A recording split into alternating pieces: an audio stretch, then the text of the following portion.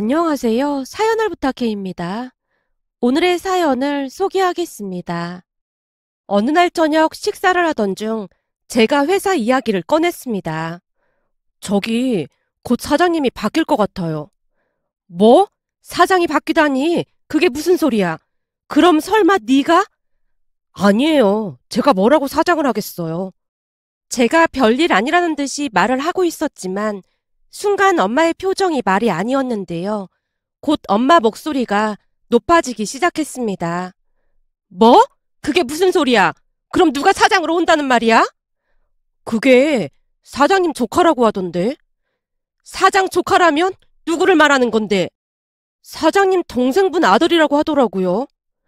제 입에서 사장님 동생이 거론되자마자 아버지가 놀란 채 물었습니다. 동생 아들? 설마 영준이를 말하는 거냐? 맞아요. 이영준이라고 했던 것 같아요. 혹시 아버지도 아는 사람이에요? 영준이가 의대 간다고?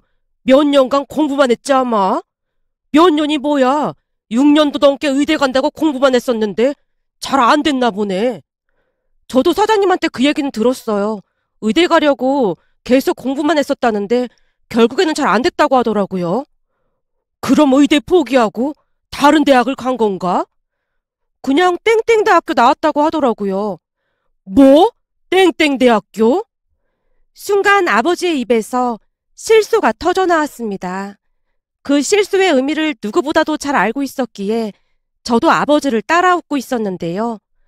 아니 그럼 그런 실력으로 의대를 간다고 몇 년을 그러고 있었던 거야? 그렇잖아도 사장님도 황당하다는 듯이 말을 하더라고요. 근데 그런 사람한테 회사를 맡긴다고 했다고? 사장이 직접 말한 거냐? 네, 오늘 사장님이 직원들 앞에서 공표했으니까 확실한 거겠죠? 제가 씁쓸한 표정으로 대답하고 있었는데요. 엄마가 다시 목소리를 높여 아버지를 원망했습니다. 그러게 내가 뭘 했어. 처음부터 그런 회사 가면 안 된다고 몇 번이나 말했잖아. 데려갈 때는 온갖 가만히설로 데려가 놓고는 이제 와서 핏줄을 안 치겠다. 이래서 내가 처음부터 그렇게 말렸던 거야.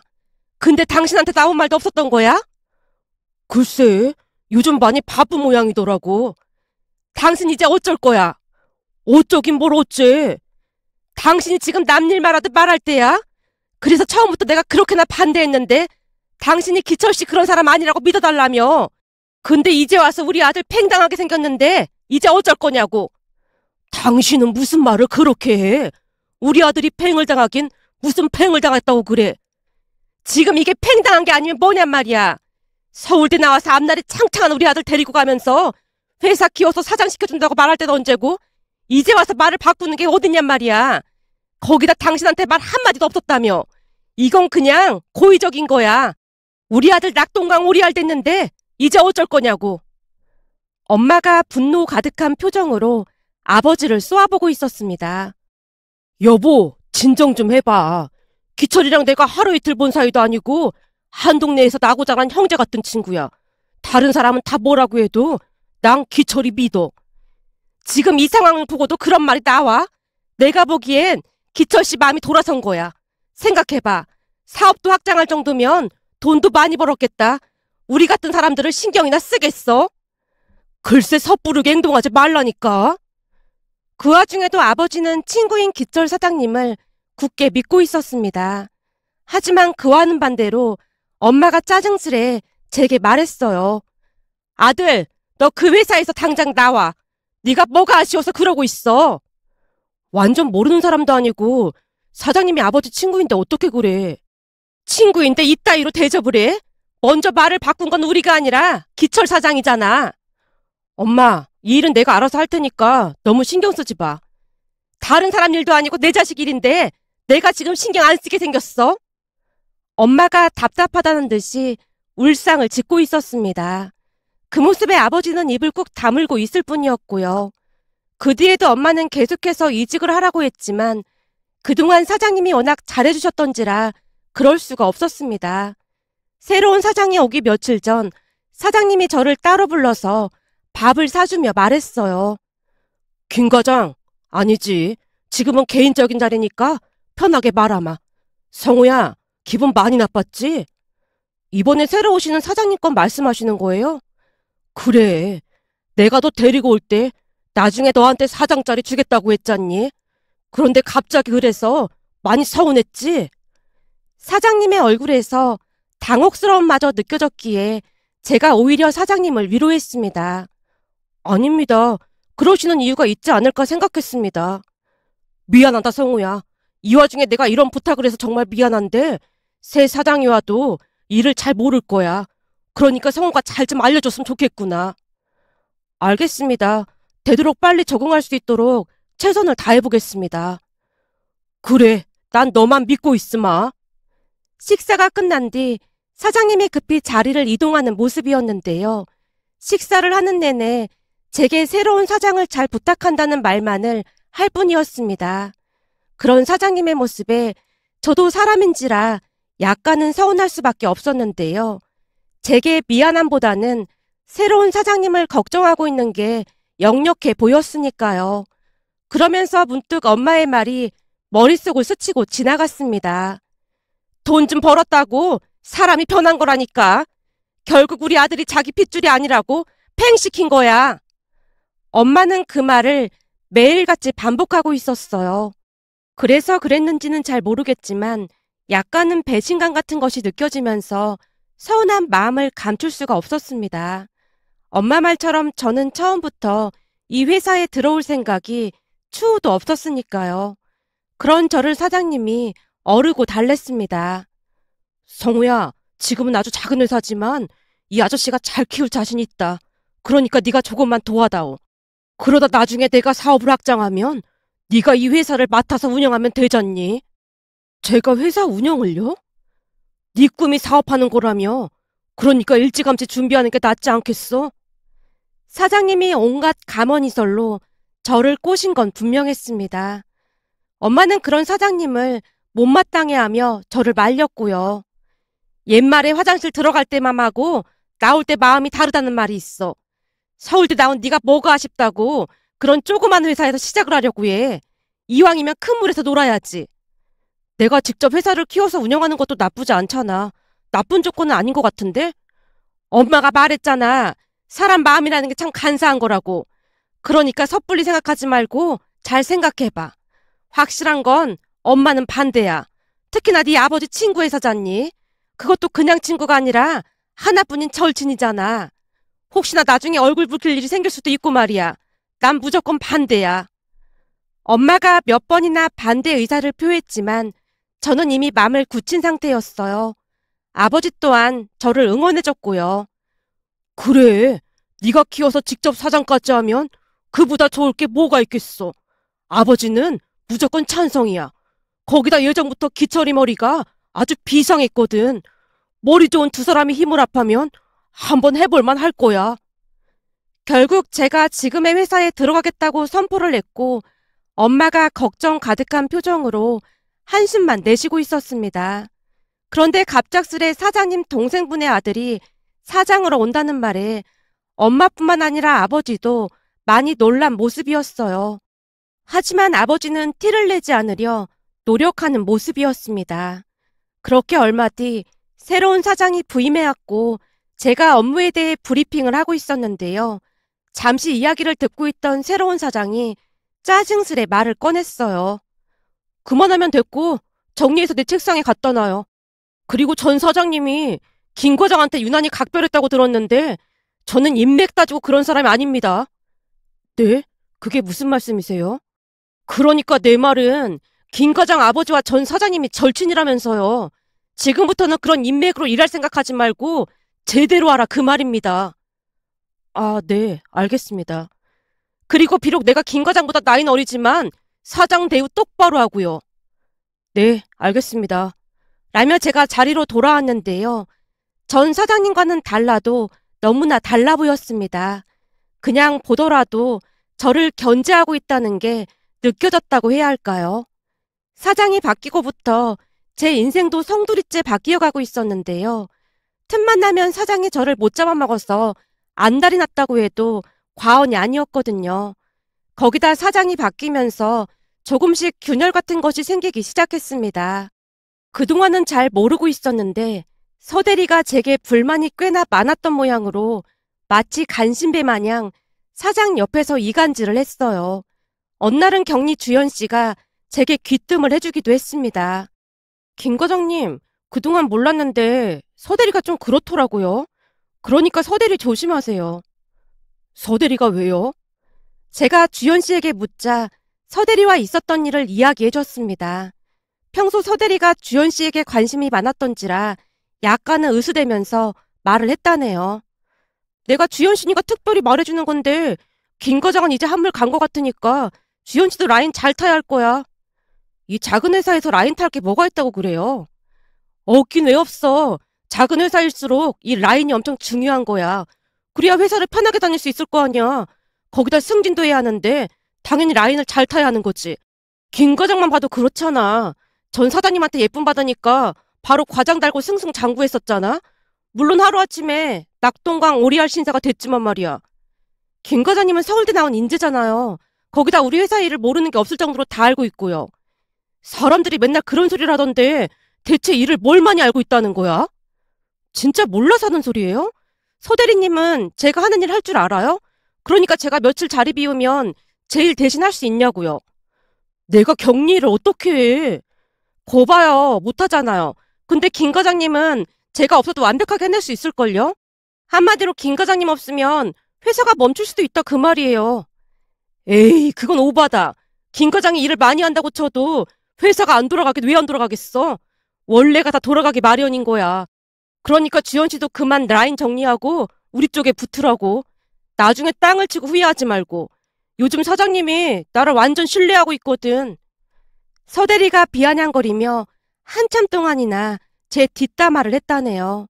서대리 이야기를 전달해주던 주연 씨가 다시 말을 이어갔습니다. 그러니까 김 과장님도 서대리 조심하세요.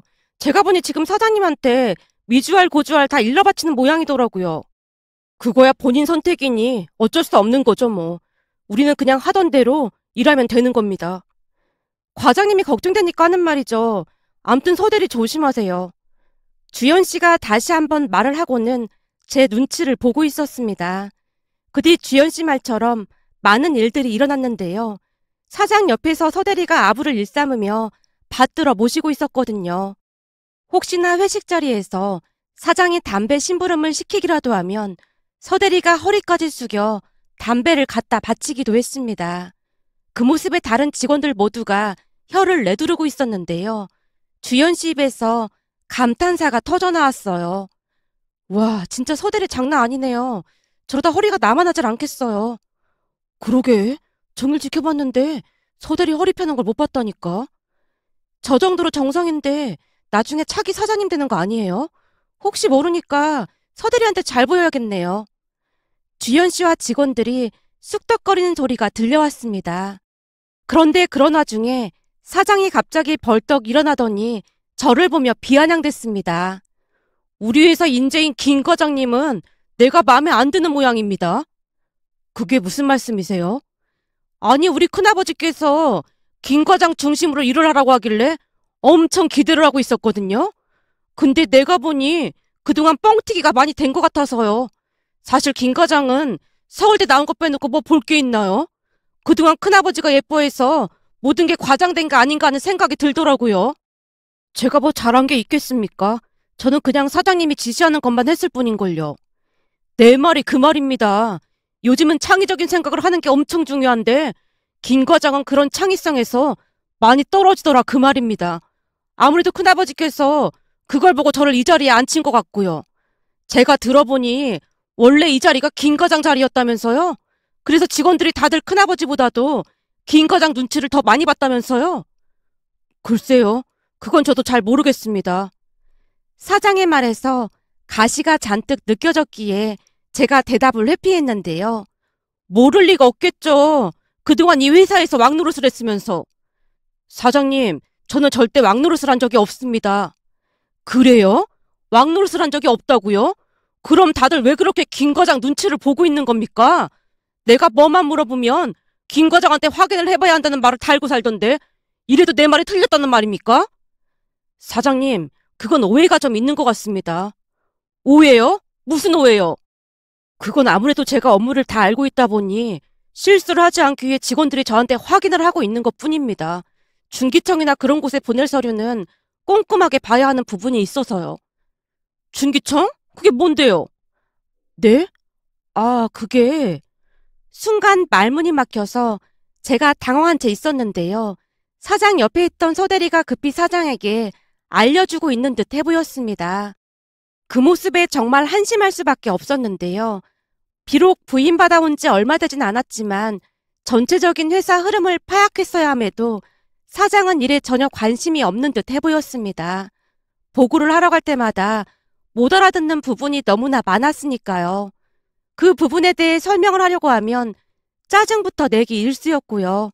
그랬으니 저도 더 이상 알려주고 싶지가 않았습니다. 암튼 서대리가 사장 귀에 속삭이고 있던 순간 저도 모르게 한숨이 새어나오고 말았는데요. 그도 그럴 수밖에 없었던 것이 전 사장님과 힘들게 일궈낸 회사의 앞날이 그저 깜깜하기만 했으니까요. 하지만 사장은 자존심만 센 그런 사람이었어요. 특히나 제게 불만이 많았고 어떻게든 저를 깎아내릴 생각밖에 없는 사람 같아 보였으니까요. 회식 날 제가 한숨 쉬는 걸 본 사장은 더욱 본격적으로 갈구기 시작했습니다. 일적인 부분에서 수도 없이 사람을 달달 볶아댔을 정도였는데요. 어느 날은 사장이 제게 단도직입적으로 말을 꺼냈습니다. 김 과장, 앞으로는 서대리 통해서 보고하도록 해주세요. 오해는 하지 말고 내가 지켜보니까 서대리가 김 과장보다 훨씬 알아듣기 쉽게 잘하더라고요. 사장이 한껏 깔보며 희죽거리고 있었습니다. 그 말에 저도 더 이상 상대하고 싶지 않아 대답했어요. 네, 알겠습니다. 그럼 그렇게 하겠습니다. 김 과장, 혹시 기분 나쁜 건 아니죠? 아닙니다. 제가 기분 나쁠 일이 뭐가 있겠습니까? 이래서 서울대 나온 게 전부가 아니라는 겁니다. 공부만 잘해서 혼자만 똑똑할 뿐이지 회사에는 도움이 전혀 안 되잖아요. 사장이 워낙 막말을 많이 했었기에 그날도 그냥 참아 넘기고 말았는데요. 저도 사람인지라 시간이 갈수록 점점 비위가 상해갈 수밖에 없었습니다. 하지만 저는 이를 악물고 참고 또 참았습니다. 그러다 어느 날은 결국 폭발하고야 말았는데요. 그날따라 주연 씨가 제게 말을 꺼냈습니다. 과장님, 직원들이 과장님이랑 저녁에 술 한잔 하고 싶다고 하는데 같이 갈 수 있어요? 오늘이요? 오늘은 여자친구 만나기로 해서 좀 어려울 것 같은데요. 과장님, 여자친구한테 엄청 잘하는 거 다 알고 있어요. 그치만 사장님 바뀐 뒤로 직원들이 너무 힘들어하고 있어서 과장님이 관리를 좀 해줘야 할 것 같아요. 제가 주제넘게 이런 말하기 좀 그렇긴 하지만 지금 우리 회사에 과장님밖에 믿고 의지할 사람이 없잖아요. 그러니까 같이 가서 직원들한테 따뜻한 말 한마디 해주세요. 서대리 때문에 다들 불만이 이만저만이 아니란 말이에요. 이러다 직원들이 한꺼번에 그만두면 진짜 큰일 나잖아요. 주연 씨의 말을 거절할 수가 없어 여자친구에게 전화를 걸어서 약속을 취소한 뒤 직원들과 저녁 식사를 하게 되었습니다. 평소 직원들이 좋아하던 초밥집이 있어서 그곳에서 식사를 하며 이런저런 대화를 하고 있었는데요. 아무래도 서대리가 염탐을 하고 있었던 모양으로 잠시 후 사장이 초밥집으로 들어오는 게 아니겠어요. 그 모습에 모두가 놀란 채 자리에서 벌떡 일어나고 말았는데요. 순간 사장의 입에서 기가 막힌 말이 터져나오기 시작했습니다. 김 과장, 이제 보니 내 뒤에서 사람들 선동하고 있었던 겁니까? 네? 그게 무슨 말씀이세요? 그렇잖아요. 이런 자리 만들어서 사장 뒷담화 하고 그러고 있는 거 아닙니까? 잔뜩 흥분한 사장의 얼굴이 시뻘겋게 달아올라 있었습니다. 그리고는 하지 말아야 할 말까지 하고 말았어요. 김 과장, 내가 보니 이 초밥집 가격이 꽤 비싸던데 회사 카드로 이런 곳에서 밥이나 먹고 있고 이래도 되는 겁니까? 내가 보기엔 김 과장이 하는 일보다 연봉이 너무 많다는 생각이 드네요. 당장 법인카드 반납하세요. 라며 사장이 뒤를 돌았습니다. 그 순간 저도 모르게 이성을 잃게 되었고 제가 사장에게 소리쳤어요. 사장님이 그렇게 생각하신다면 저는 회사를 그만두겠습니다. 지금 회사에 들어가서 사직서 작성하고 짐 정리해서 나오겠습니다. 김 과장, 지금 나를 협박하는 겁니까? 일개 과장 따위가 감히 어떻게 사장님을 협박하겠습니까? 능력 없는 저는 이만 물러날 테니 건승하시길 바라겠습니다. 아무래도 술이 조금 들어갔던지라 더욱 이성을 잃었던 게 아니었나 싶었습니다. 그런데 제가 말을 끝내고 그곳을 나오려고 하던 찰나에 다른 직원들도 반기를 들고 일어났습니다. 그럼 저도 그만두겠습니다. 김 과장님 안 계시면 회사 일이 안 돌아갈 게 뻔한데 저도 못 다니겠습니다. 저도 그만두겠습니다. 라며 다른 직원들도 저를 따라 나서고 있었습니다. 그 모습에 사장이 괴성을 질러댔어요. 그래 다들 그만둬. 니들이 그런다고 내가 무서워할 줄 알아? 거만한 사장의 목소리가 식당 안을 가득 메웠는데요. 그 모습만 보더라도 회사 일을 얼마나 파악하지 못했는지 알 수가 있었어요. 결국 저는 회사에 사표를 냈고 짐을 챙겨서 나왔습니다. 나머지 직원들을 말리기도 했지만 이미 잔뜩 겁에 질린 직원들은 자포자기한 모습이었어요. 과장님 나가시면 중기청 일부터 세금 문제, 무역 관련 업무까지 우리가 어떻게 해요?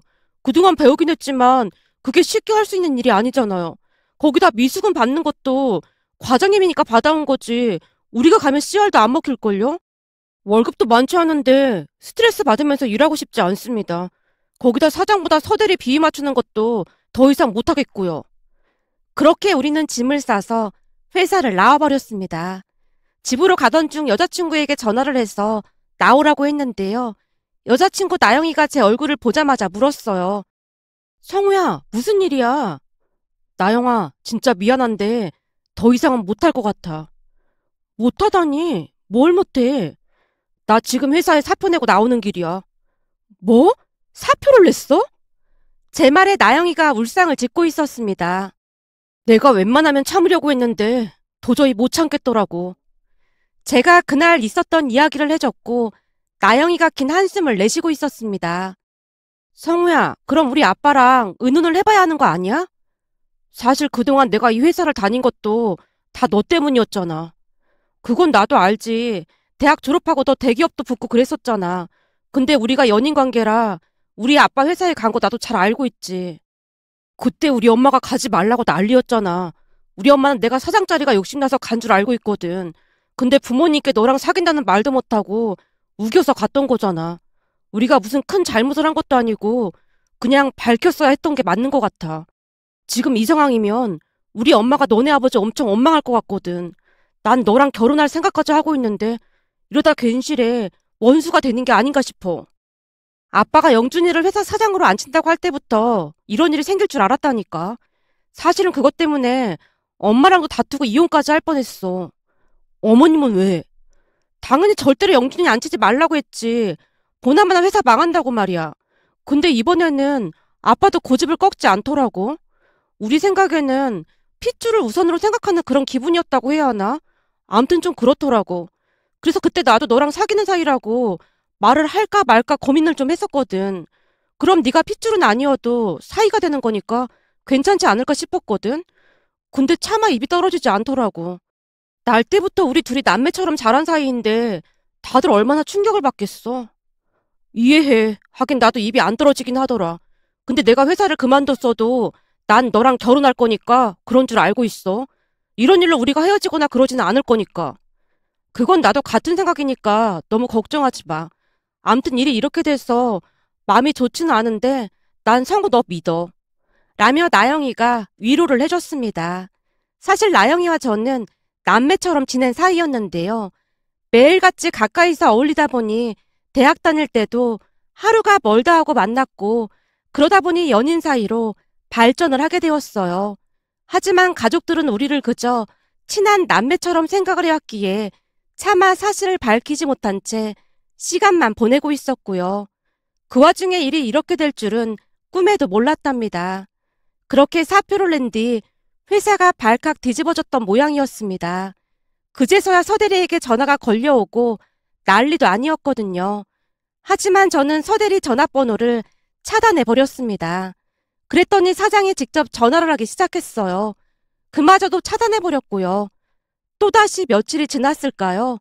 이번에는 전 사장님께 전화가 걸려와서 어렵게 전화를 받았는데요.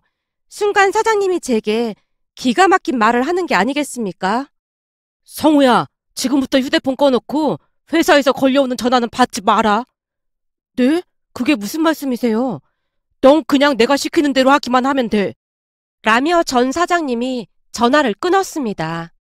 그 뒤 저는 휴대폰을 꺼놓은 채 전화를 받지 않았는데요. 나영이가 집에 찾아와서는 기가 막힌 말을 꺼냈어요. 성우야, 놀라지 말고 들어. 더 이상 놀랄 게 뭐가 있겠어. 근데 사장님께서 나보고 휴대폰 꺼놓으라고 하시던데 무슨 일이 생긴 건지 걱정이 되긴 하더라고.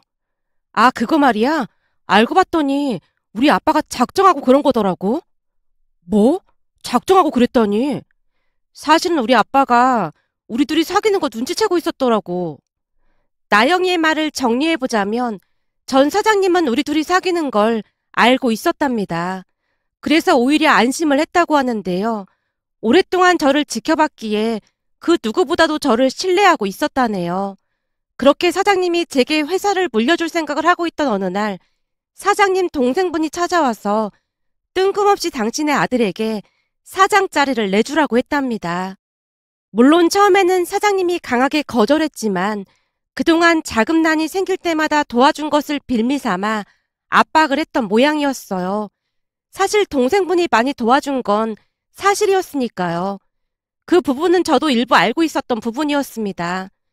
결국 고민에 빠진 사장님이 이런저런 생각을 하다가 조건을 받아들였다고 합니다. 하지만 조카의 인성을 이미 파악하고 있던 사장님은 얼마 가지 않아 회사에 문제가 생길 걸 이미 예상하고 있었고 그걸 빌미로 조카를 내쫓을 생각이었다고 하네요. 아빠가 그러시더라고. 물론 작은아빠에게 돈을 다 갚았지만 우리 둘이 결혼하게 되면 사위한테 주는 꼴이 되는 건데 작은아빠가 난리 칠 거라고 말이야. 그렇잖아. 작은아빠 입장에서는 그렇게 도와줬는데 팽당했다고 생각할 수도 있는 거니까. 근데 우리가 사귀는 건 언제부터 알고 계셨던 거래? 아빠도 처음에는 몰랐다는데 어느 날 네가 휴대폰을 회사에 두고 나간 날이 있었다는데 그때 내가 보낸 문자를 우연히 봤던 모양이야.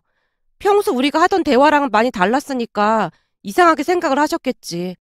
그래서 알아보다 보니까 우리 둘이 사귀는 걸 알게 되셨다고 하더라고. 한마디로 아빠는 사촌동생이 어떤 사람인지 잘 알고 있어서 이런 일이 일어날 걸 미리 알고 계셨던 것 같아. 근데 아빠가 생각했던 것보다 훨씬 빨리 일이 일어났고 말이야. 그러니까 성우 너는 그냥 모른 척하고 있어. 그 말만을 하고는 나영이가 돌아갔는데요. 그 뒤 회사가 난리가 나면서 영준 사장이 빌미를 제공하게 된 셈이죠. 결국 영준 사장은 사장 자리에서 내쫓기듯 내려올 수밖에 없었습니다. 그리고 저는 모두의 예상대로 사장 자리에 올라갔고요. 어느 날 전 사장님이 제게 말을 했습니다. 사장을 아무나 하는 게 아니야. 얼마나 쉽게 봤으면 아무렇지도 않게 와서 억지를 부렸겠어. 그동안 자금난 겪을 때마다 동생이 도와준 게 있어서 차마 거절할 수가 없더라고. 근데 사장님께서 빌린 돈에 대해 이자까지 엄청 많이 쳐서 갚으셨잖아요. 그래도 마음의 빚이라는 건 어쩔 수가 없는 거야. 어려울 때 도와준 건 사실이잖아. 이제는 그 자리의 무게를 알게 됐으니까 더 이상 말을 안 할 거야. 근데 니들은 우리를 감쪽같이 속이고 있었더라. 어쩐지 대학 졸업하고 그 좋은 회사 다 마다하고 흔쾌히 우리 회사에 온다고 했을 때부터 조금 이상하긴 했어. 사장님이 저를 노려보고 있었습니다. 아니, 기회를 봐서 말씀드릴 생각이었습니다. 근데 다들 우리를 남매 보듯 하니까 이상하게 입이 떨어지지 않더라고요. 사람 마음이라는 게 어떻게 할 수 있는 게 아니잖아요. 처음에는 나영이 엄마가 충격을 좀 받은 것 같더구나. 그니깐요. 그래서 우리도 입이 안 떨어졌던 겁니다. 암튼 이렇게 된 김에 니들 결혼 서두르자. 양가 집안에서 놀란 마음을 진정시킬 틈도 없이 우리는 결혼식을 올렸습니다. 부모님도 큰 충격을 받은 모양으로 제게 도둑고양이라는 말까지 했을 정도였으니까요. 그 뒤 사표를 냈던 직원들이 다시 돌아왔고 그러면서 서대리가 가장 난감해질 수밖에 없었는데요. 사장 자리에 올라가자마자 제게 영준 사장 뒷담화를 시작으로 온갖 아부를 해대기 시작했습니다. 그 모습이 역겨워서 구토가 치밀어 오를 지경이었어요. 다른 직원들이 다들 혀까지 내두르며 인상을 쓰고 있었고요. 하지만 그런 서대리에게 아부하지 말라고 단도직입적으로 말을 하며 모든 건 업무로 평가를 할 것이라고 하자 씹은 듯한 표정을 짓고 있었습니다. 그 뒤 결국 눈치만 보더니 사표를 내는 모습이었어요. 물론 사표는 바로 처리했고요. 직원들 누구도 서대리 사표를 안타까워하는 사람이 없었습니다. 요즘도 하루하루 바쁘게 회사에서 일을 하고 있지만 회사가 승승장구하고 있는 모습에 하루하루가 행복하기만 하답니다. 며칠 전 아내와 함께 식사를 하던 중 아내가 말을 꺼냈어요. 영준이 말이야, 이번에 들어갔던 회사에서 또 쫓겨났다나 봐. 아직도 지가 사장인 줄 알고 그렇게 행동을 하고 다니나 봐. 예전부터 구제불능이더니만 평생 저러고 살 건가 봐. 작은 아빠가 아빠한테 당신 밑에서 일하게 해주면 안 되겠냐고 물었다던데 아빠가 딱 잘라서 거절했다고 하더라고. 라며 아내가 어이없다는 듯이 웃고 있었습니다. 그 말을 듣다 보니 문득 예전 일들이 떠올라 이렇게 글 남겨봅니다. 오늘의 사연은 여기까지였습니다. 즐겁게 보셨다면 구독, 좋아요 부탁드립니다. 고맙습니다.